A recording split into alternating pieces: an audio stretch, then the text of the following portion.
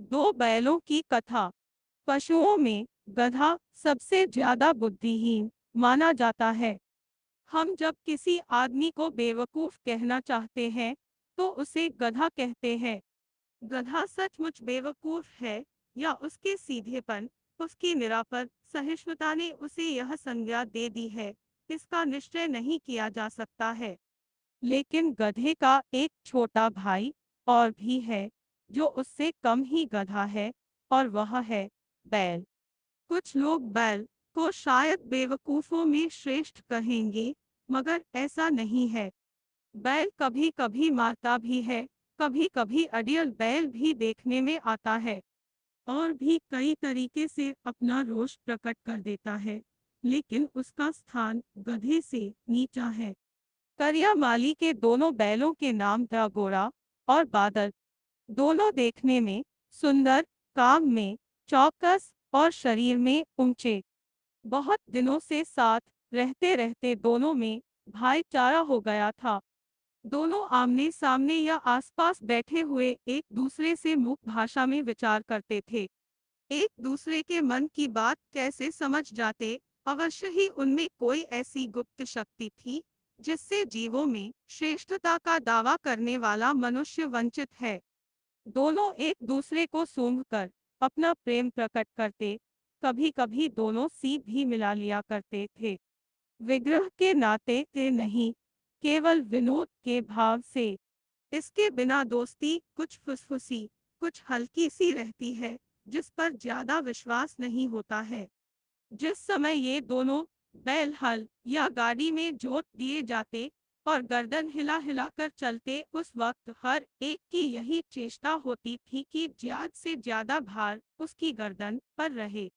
दिन भर के बाद दोपहर या संध्या को दोनों खुलते तो एक दूसरे से मिलकर अपनी थकान मिटा लेते।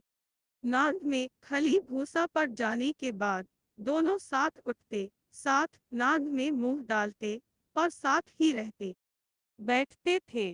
करिया ने एक बार दोनों को अपनी ससुराल भेज दिया। बैलों को क्या मालूम वे क्यों भेजे जा रहे हैं। समझे, मालिक ने हमें बेच दिया। अपना योग बेचा जाना उन्हें अच्छा लगा या बुरा, कौन जाने, पर करिया के साले को घर तक गाड़ी ले जाने में पसीना आ गया। अगर ईश्वर ने उन्हें वाणी दी होती तो करिया से पूछते, तुम हम गरीबों को क्यों निकाल रहे हो? हमने तो तुम्हारी सेवा करने में कोई कसर नहीं उठा रखी। अगर इतनी मेहनत से काम न चलता था और काम ले लेते, हमें तो तुम्हारी चाकरी में मर जाना कबूल था। हमने कभी दाने चारे की शिकायत नहीं की। तुमने जो कुछ खिलाया वह सिर झुकाकर खा लिया। फिर तुमने हमें इस जालिम के हाथों क्यों बेच दिया? शाम के समय दोनों बैल अपने नए स्थान पर पहुंचे। दिन भर के भूखे थे, लेकिन जब नांद में लगाए गए तो एक ने भी उसमें मुंह न डाला। दोनों ने अपनी मुख भाषा में विचार किया, एक दूसरे को देखा और सो गए। जब गांव में सोता पड़ गया तो दोनों ने जोर मारकर खूंटा तोड़ दिया। करिया प्रातः सोकर उठा तो देखा कि दोनों बैल चरनी पर खड़े हैं। दोनों ही गर्दनों में आधा आधा खूंटा लटक रहा है। घुटने तक पांव कीचड़ से भरे हैं और दोनों की आंखों में विद्रोहमय स्नेह झलक रहा है। करिया बैलों को देखकर स्नेह से गदगद हो गया, दौड़कर उन्हें गले लगा लिया। प्रेमालिंगन और चुंबन का वह दृश्य बड़ा ही मनोहर था।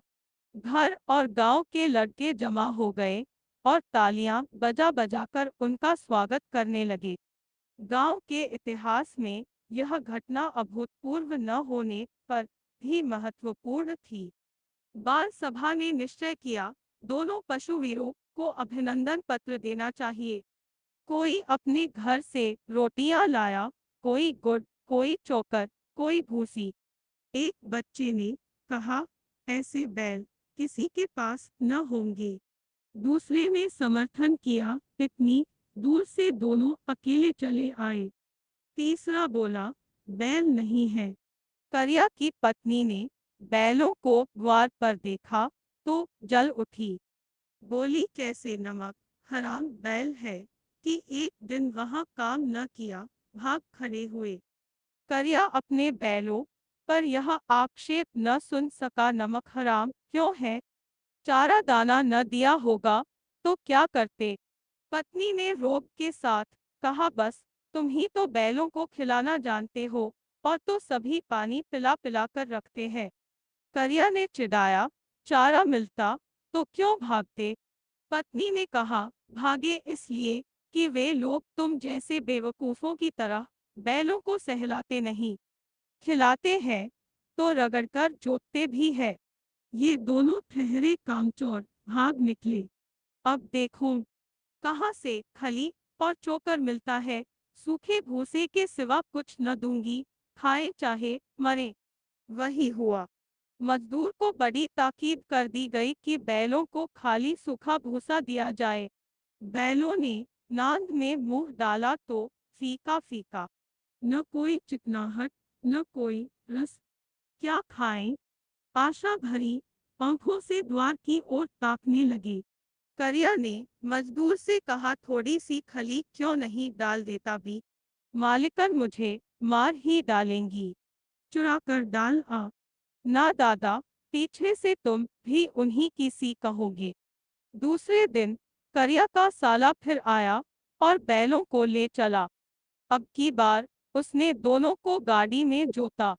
दो चार बार बादल ने गाड़ी को सड़क की खाई में गिराना चाहा, पर गोरा ने संभाल लिया। वह ज्यादा सहनशील था। शाम के समय घर पहुंचकर उसने दोनों को मोटी रस्सियों से बांधा और कल की शरारत का मजा चखाया।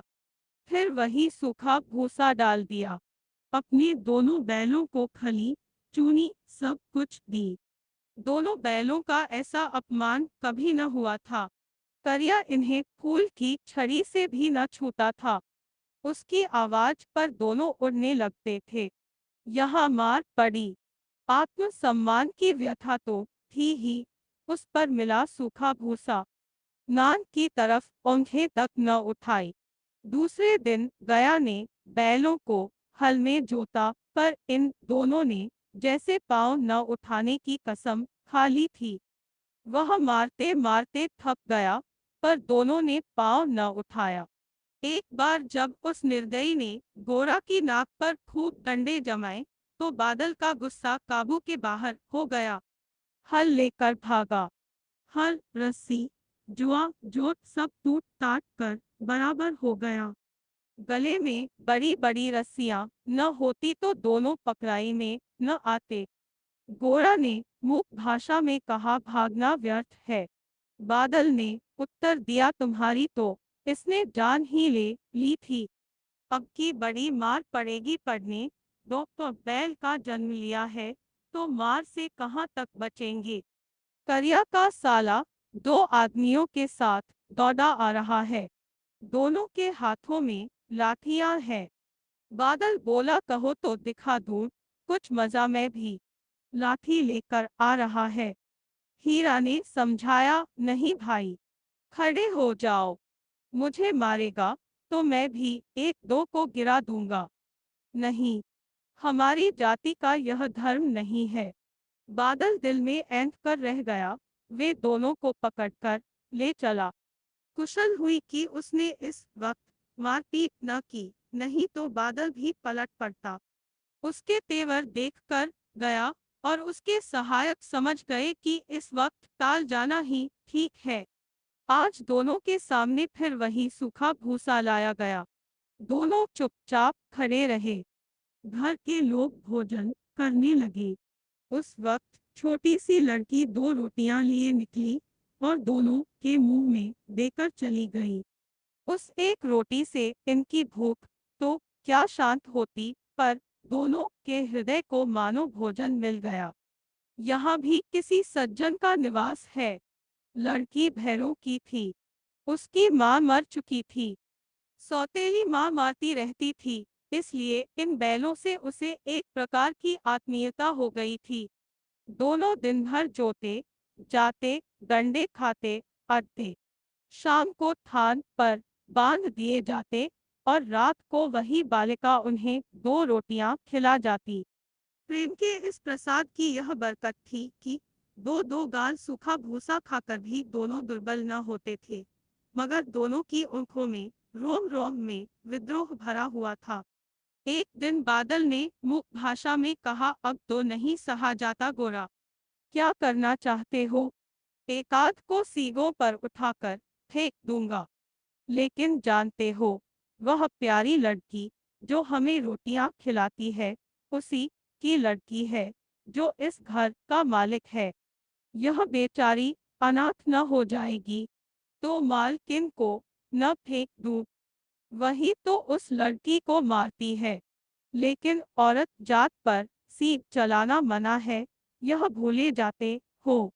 तुम तो किसी तरह निकलने ही नहीं देते। बताओ, छुड़ा कर भाग चले। हाँ, यह मैं स्वीकार करता, लेकिन इतनी मोटी रस्सी टूटेगी कैसे? इसका उपाय है।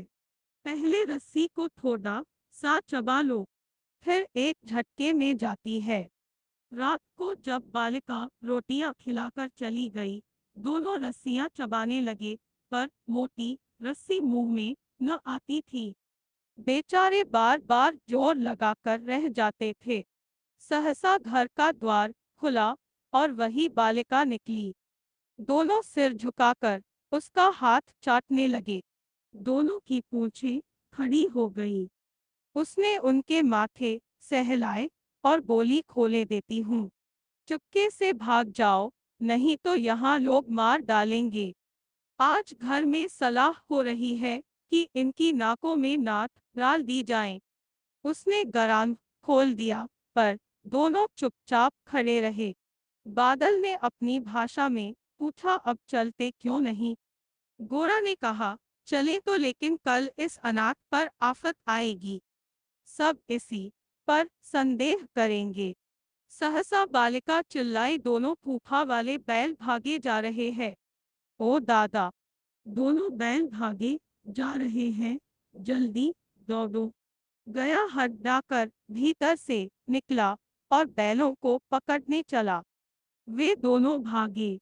गया ने पीछा किया और भी तेज हुए। गया ने शोर मचाया, फिर गांव के कुछ आदमियों को भी साथ लेने के लिए लौटा। दोनों मित्रों को भागने का मौका मिल गया।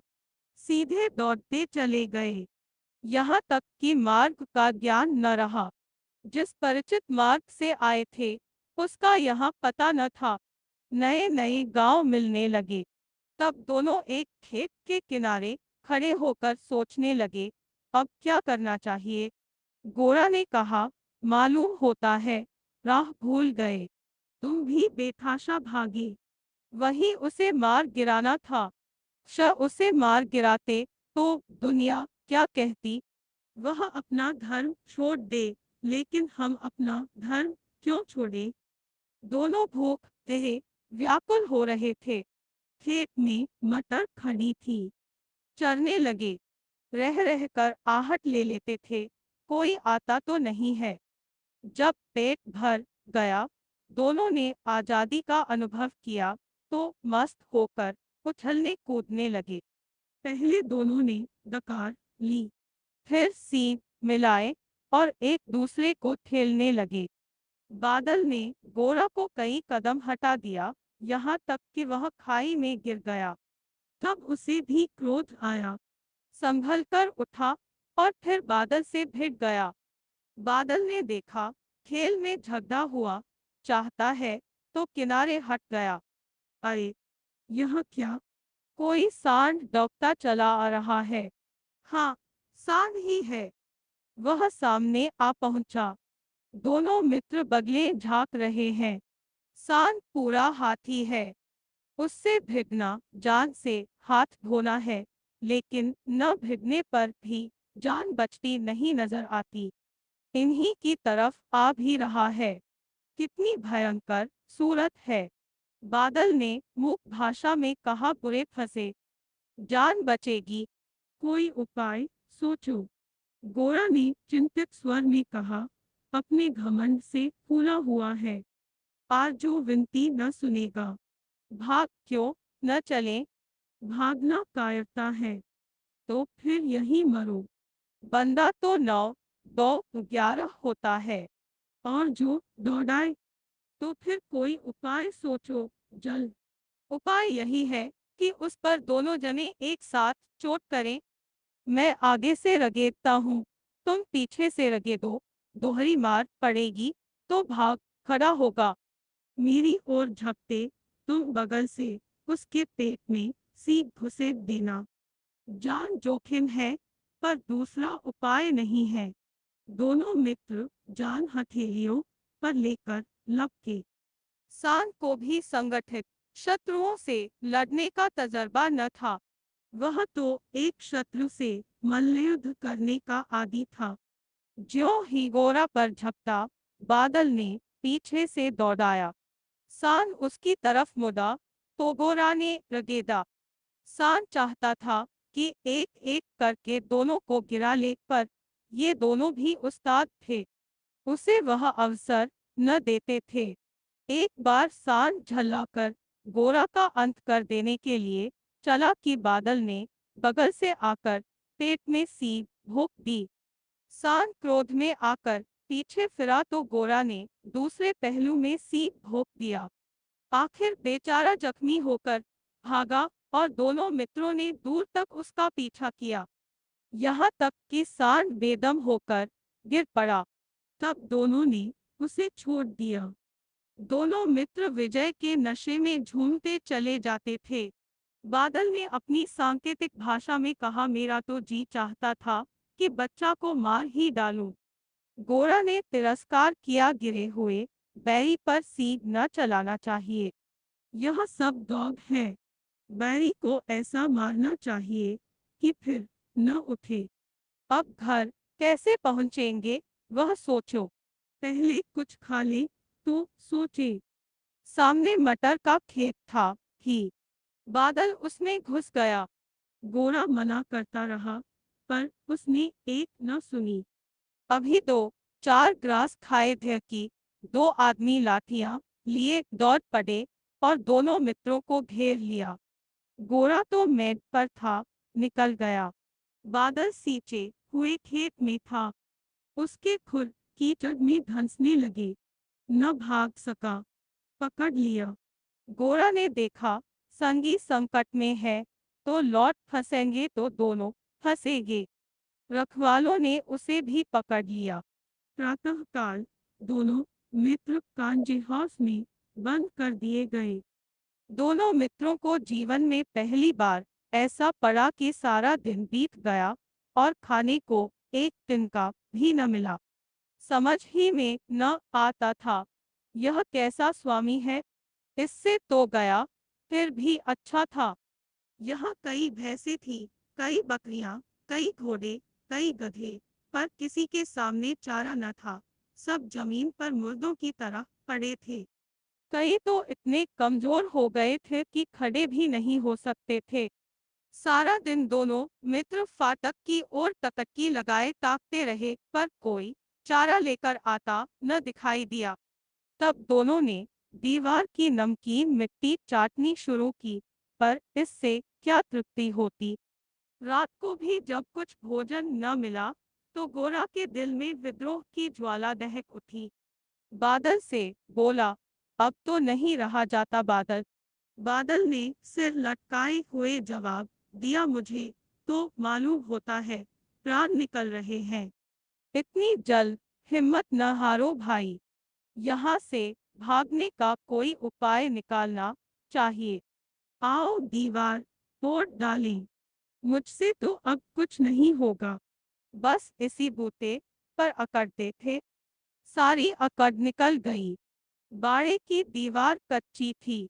गोरा मजबूत तो था ही, अपने नुकीले सीप दीवार में गड़ा दिए और जोर मारा, तो मिट्टी का एक चिपट निकल आया।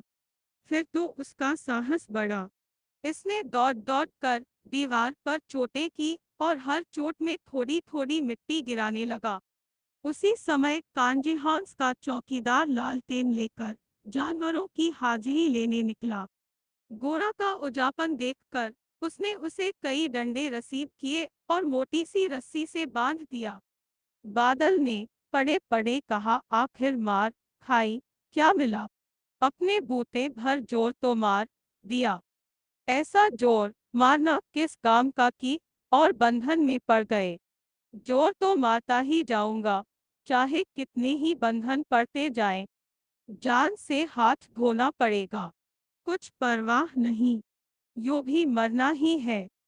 सोचो, दीवार खुद जाती तो कितनी जानें बच जाती। इतने भाई यहाँ बंद है, किसी के देह में जान नहीं है। 2-4 दिन और यही हाल रहा तो सब मर जाएंगे। हाँ, यह बात तो है।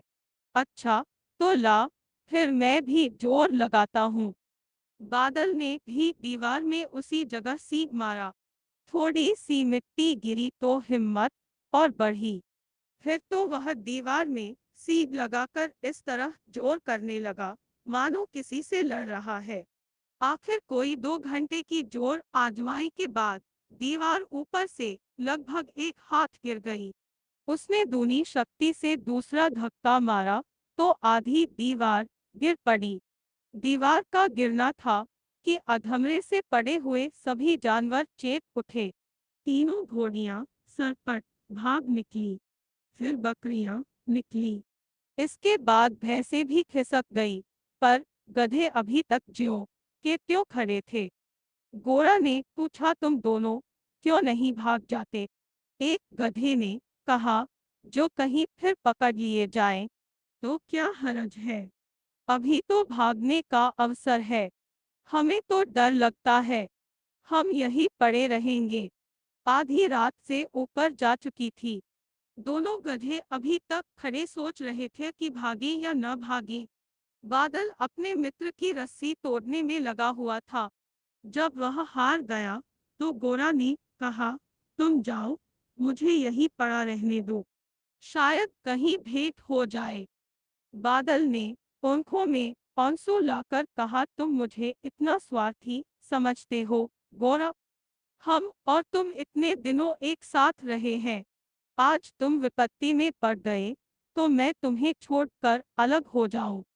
गोरा ने कहा, बहुत मार पड़ेगी, लोग समझ जाएंगे यह तुम्हारी शरारत है। बादल गर्व से बोला, जिस अपराध के लिए तुम्हारे गले में बंधन पड़ा, उसके लिए अगर मुझ पर मार पड़े तो क्या? इतना तो हो ही गया कि 9-10 प्राणियों की जान बच गई। वे सब तो आशीर्वाद देंगे। यह कहते हुए बादल ने दोनों गधों को सींगों से मार मार कर बाड़ी के बाहर निकाला और तब अपने बंधु के पास आकर सो रहा। भोर होते ही मुंशी और चौकीदार तथा अन्य कर्मचारियों में कैसी खलबली मची, इसके लिखने की जरूरत नहीं। बस इतना ही काफी है कि बादल की खूब मरम्मत हुई और उसे भी मोटी रस्सी से बांध दिया। 1 सप्ताह तक दोनों मित्र बंधे पड़े रहे।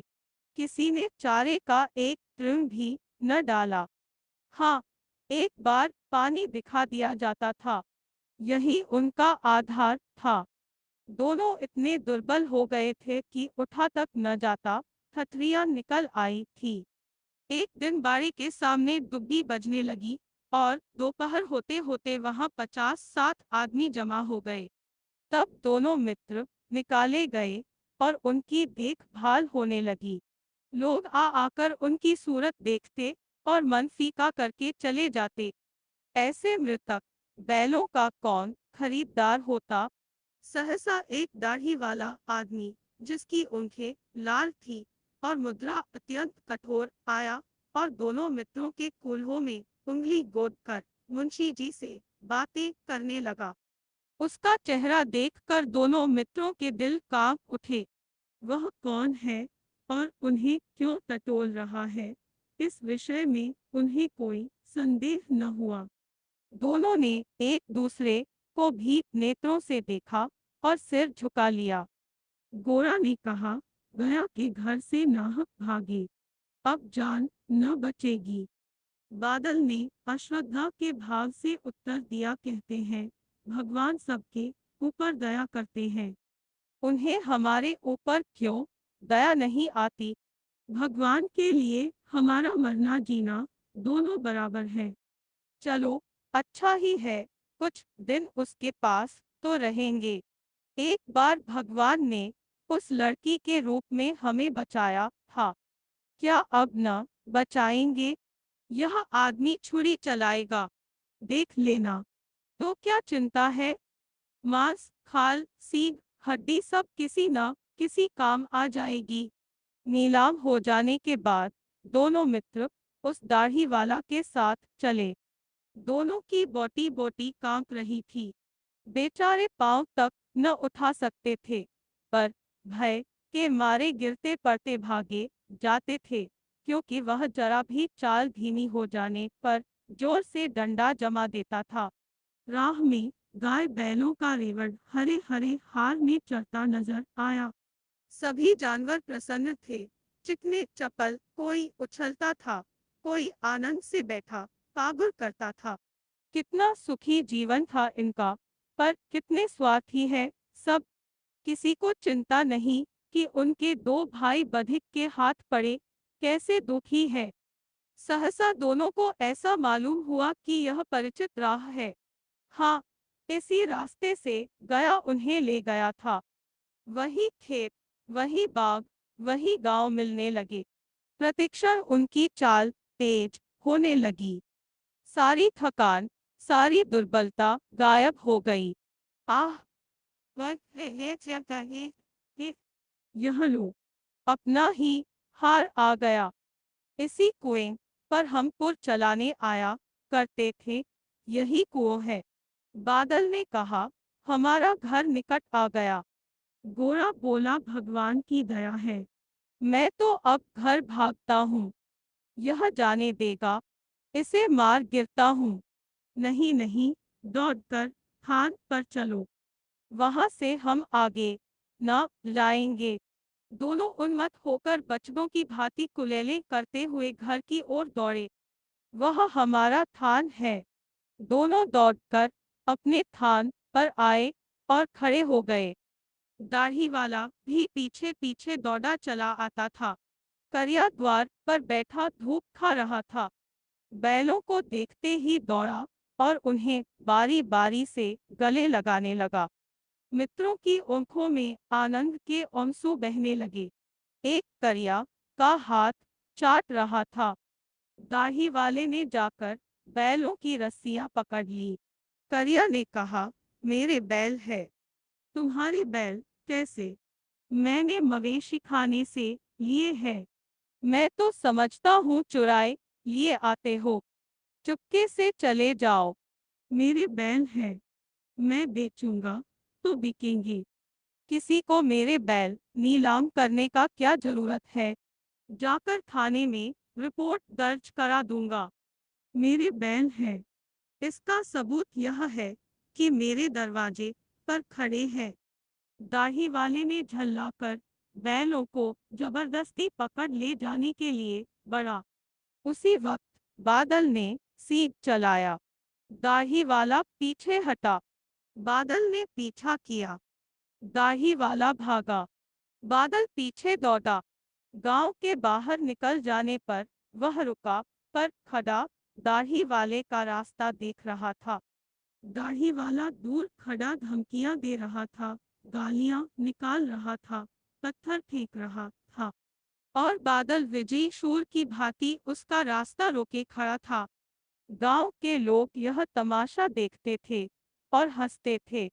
जब दाढ़ी वाला हार कर चला गया तो बादल अकड़ता हुआ लौटा। गोरा ने कहा, मैं डर रहा था कि कहीं तुम गुस्से में आकर मार न बैठो।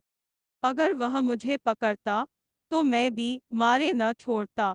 अब न आएगा, आएगा तो दूर ही से खबर लूंगा। देखो कैसे ले जाता है। जो गोली मरवा दे, मर जाऊंगा, पर उसके काम तो न आऊंगा। हमारी जान को कोई जान नहीं समझता, इसलिए कि हम इतने सीधे हैं। मजदूर ने नांदों में खली, भूसा, चोकर और दाना भर दिया गया और दोनों मित्र खाने लगे। करिया खड़ा दोनों को सहला रहा था और बीसों लड़के तमाशा देख रहे थे। सारे गांव में उत्साह मालूम होता था। उसी समय मालकिन ने आकर दोनों को सहलाया, उनका माथा चूमा।